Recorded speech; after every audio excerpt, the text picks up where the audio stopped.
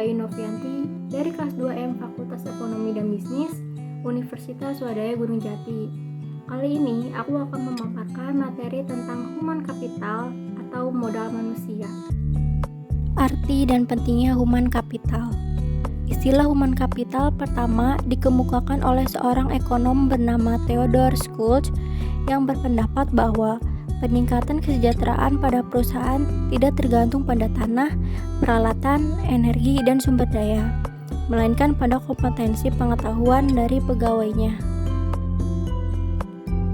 Ia mendeskripsikan posisi human capital sebagai kemampuan sumber daya manusia yang diperoleh melalui investasi pada sumber daya manusia, yang mendeskripsikan bahwa human capital terdiri dari 4 hal, yaitu yang pertama kemampuan, kedua perilaku, ketiga usaha, keempat waktu, dan semuanya ini dimiliki dan dikendalikan sepenuhnya oleh pegawai.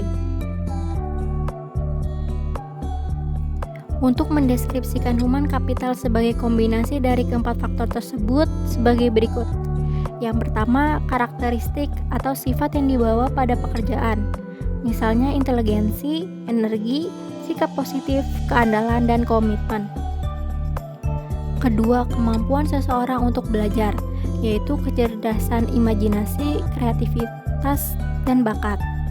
Yang terakhir, yaitu yang ketiga, motivasi untuk berbagi informasi dan pengetahuan, yaitu semangat tim dan orientasi tujuan. Selanjutnya, peran human capital. Terdapat 2 peran human capital, yaitu 1. Sebagai kunci keunggulan organisasi. Kunci keunggulan organisasi terdiri dari 3 kelompok utama dari aset perusahaan, yaitu aset finansial, misalnya uang tunai dan surat berharga. Lalu aset fisik yang terdiri atas peralatan, gedung, dan tanah. Selanjutnya aset tak terwujud yang terdiri dari modal organisasi, aliansi bisnis, pelanggan, merek, reputasi, dan modal intelektual. Yang kedua, hubungan kompetensi karyawan dengan human capital. Dalam meningkatkan kompetensi karyawan, tantangan utama yang harus diperhatikan yaitu kompetensi harus sesuai dengan strategi bisnis dan kompetensi perlu diciptakan melalui lebih dari satu mekanisme. Ada 5 cara untuk meningkatkan kompetensi karyawan, yaitu yang pertama, buy atau membeli, yaitu mengganti SDM yang lama dengan yang baru dan memiliki kualitas yang lebih baik. Yang kedua, build atau membangun, yaitu investasi dilakukan terhadap SDM untuk meningkatkan kualitasnya menjadi lebih baik. Yang ketiga, borrow atau meminjam. Penggunaan konsultan atau partner efektif memungkinkan berbagai pengetahuan dan desain kerja baru. Yang keempat, bounce atau melambung. Perusahaan harus mengeluarkan karyawan yang bekerja di bawah standar. Yang terakhir, bind atau mengikat. Mengikat karyawan jangan keluar merupakan tindakan kritis pada semua tingkatan. Transformasi peran divisi SDM.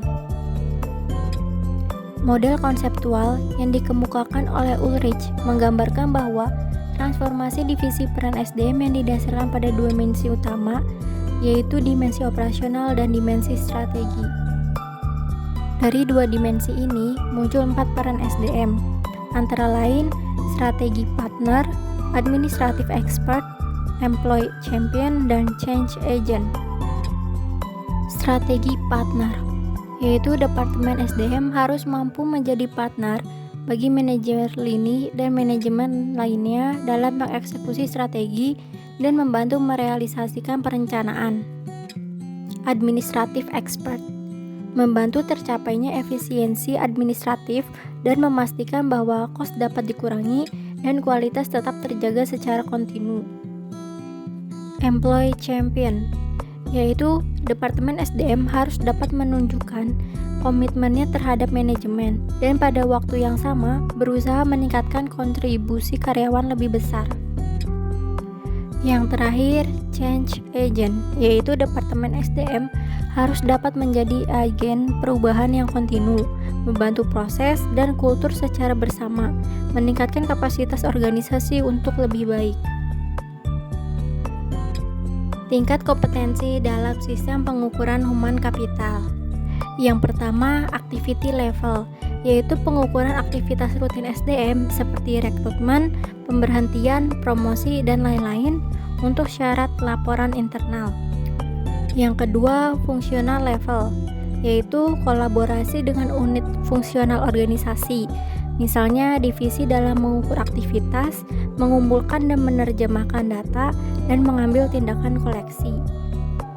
Yang terakhir, strategi level, yaitu tingkatan analisis tertinggi, sehingga dapat memberikan gambaran perusahaan secara penuh, memberikan pemahaman hubungan antara SDM, strategi, dan kinerja.